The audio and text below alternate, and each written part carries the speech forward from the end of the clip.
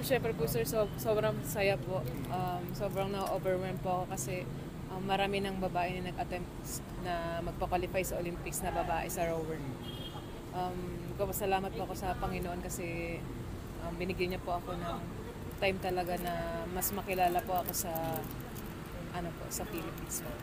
Pwede malaman paano ka nag-start sa rowing or yun ba talaga sport mo? Dati po akong volleyball player. So, Talaga? galing po ako sa Bicol po talaga. So, yung isang coach po namin, assistant coach namin na lalaki, naghahanap po siya ng babaeng matangkad. Tapos yun po, na-scout niya po ako. Tapos, kinumbinsin niya po yung papa ko at mama ko na mag-try sa rowing. Pero dati po, nung pumunta po yung coach ko sa bahay, akala ko beach volleyball kasi matangkad po kasi. Okay. Yung sports po kasi namin, may height requirement po siya. Ano height mo? 5'5" po. 5'5".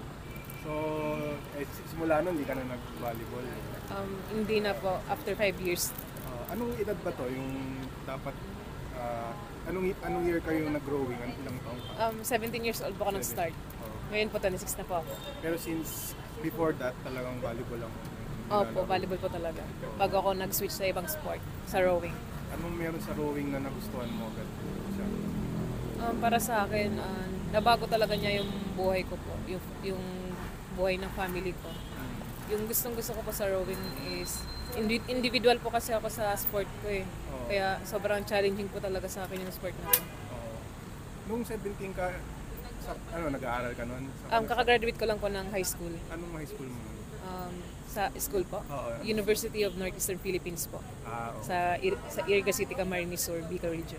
Sa Iriga ka talaga? Yes po. Okay. Ano masabi mo sa chances mo sa Olympics? Medyo mahirap din, pero anong masabi mo na yun sa chance na yun na makalaro ka?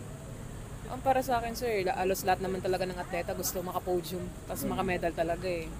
So para sa akin, mabigay ko yung best ko, lahat ng makakaya ko, at pinag-insayoin ko, mabuhos ko lahat sa Olympics. Sobrang saya ko na.